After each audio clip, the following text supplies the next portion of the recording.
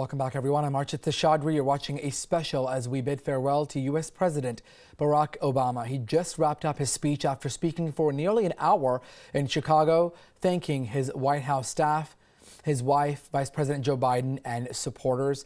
Let's listen into part of that speech. ISIL will try to kill innocent people. But they cannot defeat America unless we betray our Constitution and our principles in the fight.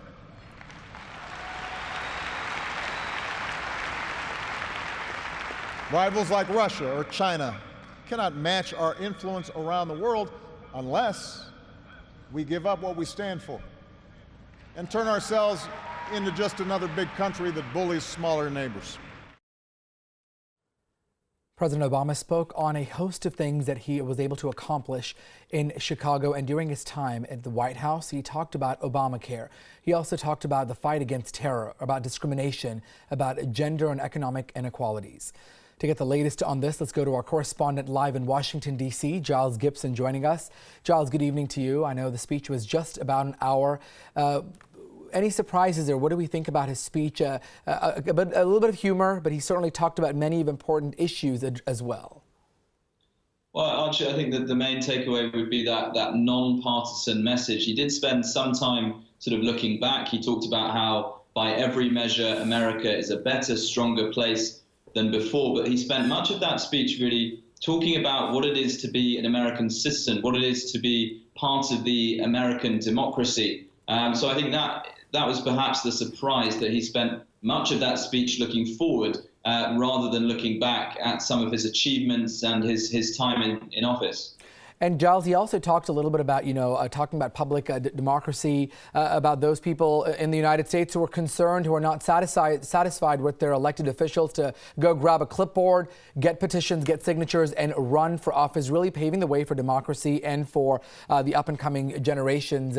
And he made sure that he addressed the peaceful transition between Trump as well as his office in the coming days, with about 10 days left.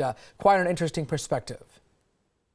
Yeah, we actually saw some fascinating moments where he seemed to reach out to Trump's sort of constituency, Trump's voters. At one point he said that he was talking about racial unity, and he talked about the struggles of minorities, but he also talked about how there was a need to pay attention and listen to the concerns of white Americans who've seen great economic and social change, and really reading between the lines on that one. That's a clear message to Trump supporters about what Obama feels is the role of an American citizen, is the role of the voter to listen to each other. He talked about the media, for example, that people were sort of sitting in these echo chambers, only listening to their own views echoed back. So that's what we saw. We saw a couple of moments where he really did sort of reach out to Trump voters as he leaves the White House.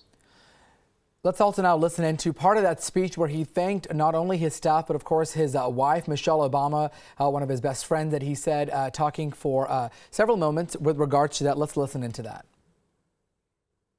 You took on a role you didn't ask for, and you made it your own, with grace and with grit and with style and good humor.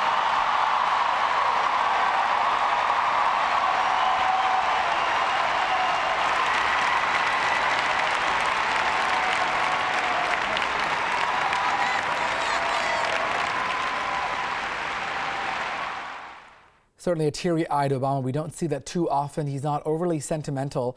But Giles, let me bring you back into the conversation. This certainly paves the way. Michelle Obama doing quite a bit, especially for awareness, being a role model, talking about childhood obesity and other platforms that she was able to advocate during her time as the First Lady, the first African-American lady as well. What do we make of that? Quite a historic accomplishment, and certainly a big shoes to fill now for Melania Trump. Well, that's right. I mean, Barack Obama in that speech really credited his wife with the role that she played as First Lady. I think she's sort of taken on that role and reached into the different causes you were talking about there. But I think the sense was that he thanked his family and he was now looking forward to leaving office. There are, of course, rumors that his wife might be Michelle Obama might be involved in the Democratic Party, might be running for office. She said she won't be, but those rumors continue to swirl around her because she's enjoyed incredibly high levels of popularity as First Lady. And a lot of sort of strategists within the Democratic Party would like to see her run. For now, she's denied that, but we'll have to see if she changes her mind on that, if that develops over the next few years. Certainly, we'll have to wait and watch what happens in 2020. Another thing that he talked about was climate change, something that he says if it is denied, it could betray future generations, really hitting home on that, saying these are our children, our grandchildren who will bear the brunt of what will happen to climate change. A huge part of his administration able to ratify that deal in Paris. This is something that he's definitely is not on the same wavelength as President-elect Trump. How is all of that set to change, if at all, in the coming days as that transition of power happens in the United States? Well, there was that part of that message which we saw Obama give was about a sense of urgency. I got the quote here. He said, "Our children won't have time to argue about the existence of climate change," which again was a sort of veiled message to Donald Trump, who has himself in the past tweeted about his climate skepticism. There are key members of his team, of his cabinet, people like Jeff Sessions, for example, who was being tested by Congress today for his role as Attorney General. So that was a key message, a clear message to them about the climate change deniers, which Donald Trump has clearly surrounded himself with, and perhaps an effort to protect probably what a lot of people would say is the defining element of Obama's legacy, that Paris climate change deal, which he's credited with driving through personally, getting China on board, sort of running in between some of the conference rooms personally as US president, as that Paris deal was brokered. And Giles, another thing that he addressed during his speech, talking about terrorism and the fight to ensure that ISIS or any other groups that tries to attack the United States on its own soil will be reprimanded. He certainly spent time talking about, the violence with mass shootings, and he addressed the Boston bombings as well as the mass of shootings that took place during his time in office, but said many terrorists and, the violence was also eliminated. So he sort of talked about the issues, but brought about what was also what he was able to accomplish. Talk to us a little bit about the angle of terror that he was able to deal with. Yeah, well, he also highlighted the killing of Osama bin Laden in Pakistan, which alongside climate change, I think certainly in terms of if you would see it as a domestic part of his domestic agenda, that's something that he really wants to highlight. One of his key successes, tracking down and killing Osama bin Laden, who of course was believed to have been behind the September the 11th attacks in 2001.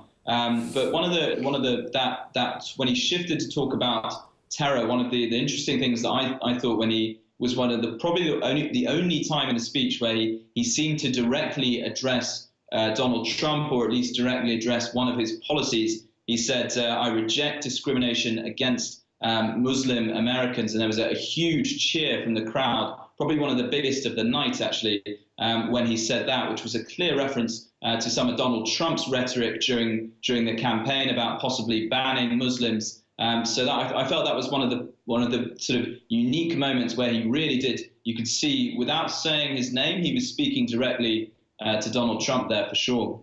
All right, Giles, we're going to have you on standby just for a moment as we bring in some guests to get more perspective on the story. Let's now go to New York, where we get Rhonda Benda, who's joining us. She is a former Obama appointee. Rhonda, thank you so much for joining us. I know it's late for you all in the United States. We just heard a speech, Obama's farewell speech in Chicago for about an hour, picking back on what Giles just talked about. Obama receiving a lot of applause when he talked about, Muslim Americans and how they should feel welcome and united in the country. What were some of the more memorable moments for you? Well, it came across as he always does as a big eloquent statement. He has inherited a situation 8 years ago, which brought us to new heights in terms of 8 years of continued job creation, resetting our relations with several countries that were previously at odds with, and including our tightening our relationships with countries like India, where he is doing things not only on the diplomatic side, but within his administration, he's had more.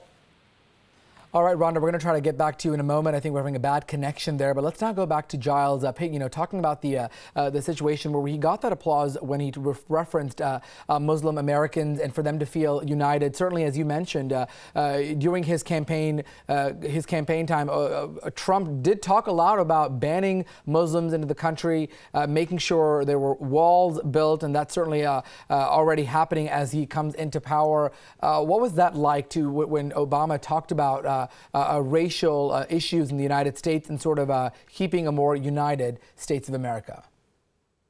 Well, that was certainly one, if you were talking about the key pillars of his speech, that was clearly one of them, racial unity. I mentioned that quote earlier about Obama openly stating that he rejects discrimination against Muslim Americans, but he was also trying to sort of weave this story about the US, another quote I came across, as an increasingly diverse nation. And that it seems to be a reaction to some of the rhetoric which we saw in the presidential campaign from the Donald Trump campaign. Obama just wrapped up a nearly 1 hour speech in Chicago where he thanked his supporters, his wife, his White House cabinet, as well as highlight what he was able to accomplish during his time in office, talking about a slew of different things, including discrimination, terrorism, as well as climate change. To get the latest perspective now, let's go to New York. We're joined by Politico senior reporter Ozzy Paybara. Ozzy, thanks so much for joining us. We've had you on WeOn before. You were there covering the elections with us when Donald Trump was elected. We just heard his speech. What are some of the more memorable moments that stood out to you? Well, visually, seeing President Obama wipe a tear from his eye, for the famously, cool, no drama Obama, it was a remarkable moment, and it comes at a time when many of his supporters are also feeling emotional about the results of the election. Not many people who were chanting "Yes, we can" with Obama in 2008 and 2012 would think that the candidate of "Make America Great Again" would be the person succeeding him. But I think thematically, the main takeaway from Obama's speech was that he had succeeded, along with his supporters, in many of the progressive goals that they had, and that what is currently happening, where there's a lack of trust in institutions, lack of trust in news, that he really implored people to go beyond their comfort zone, engage constructively with someone who you may disagree with. If you don't like the leader of your, if you don't like your elected leaders, organize and vote. Don't give up on democracy, even if you are frustrated with its results sometimes. I think that was the key point, is that democracy is better than the result of one election. He certainly talked about that, Ozzy, about, if people should get out clipboards, go ahead and get signatures and run for office if they're unhappy with their elected officials. Another thing he touched base on was climate change, really saying it is a problem that just cannot be denied. It's a situation that our children, our grandchildren will have to face, and something that Donald Trump, at least at this point, has very differing views on. What type of changes do we expect between Obama's administration and Trump's administration when it comes to climate change? I think part of our climate change is the concept of the overall point, is that science and reason matter. It's just disregard things that were counter to personal beliefs. He was really important people to have some type of commonality in objective truth. He basically argued against fake news, against people that are running to their separate corners and no longer talking to each other. In climate change, I think, was just one of the examples that he used to make that argument. He really tried, in very direct terms, he tried to make the point that people of different races really need to see their struggles as being more in common than in conflict. All right, Ozzy Paybara, we'll check back in with you soon, but thank you so much for all of those updates and perspective from New York. Let's now listen into some of the highlights from Obama's speech. We just heard about 20 minutes ago when he wrapped up speaking in Chicago, his farewell speech. Our Constitution is a remarkable, beautiful gift. But it's really just a piece of parchment. It has no power on its own. We, the people, give it power. We, the people, give it meaning with our participation and with the choices that we make and the alliances that we forge. Whether or not we stand up for our freedoms, whether or not we respect and enforce the rule of law, that's up to us. America's no fragile thing, but the gains of our long journey to freedom are not assured.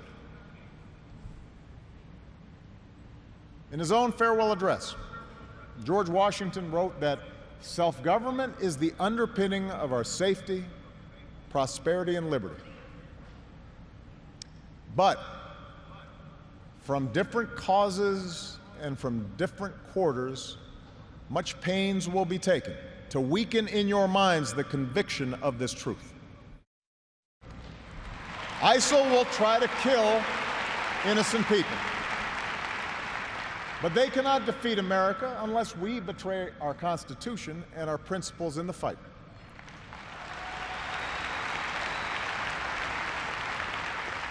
Rivals like Russia or China cannot match our influence around the world unless we give up what we stand for and turn ourselves into just another big country that bullies smaller neighbors.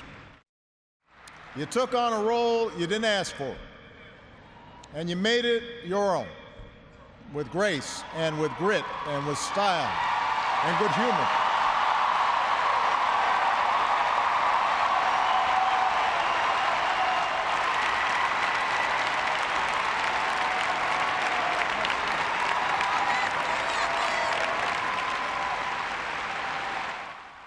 Let's now get perspective from Rhonda Binda, an attorney in New York, who was an appointee by the Obama administration to the U.S. State Department. Rhonda, thanks again for joining us.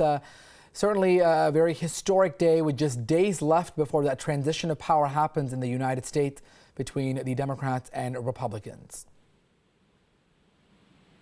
Well, thank you so much. It's really an honor to join you today.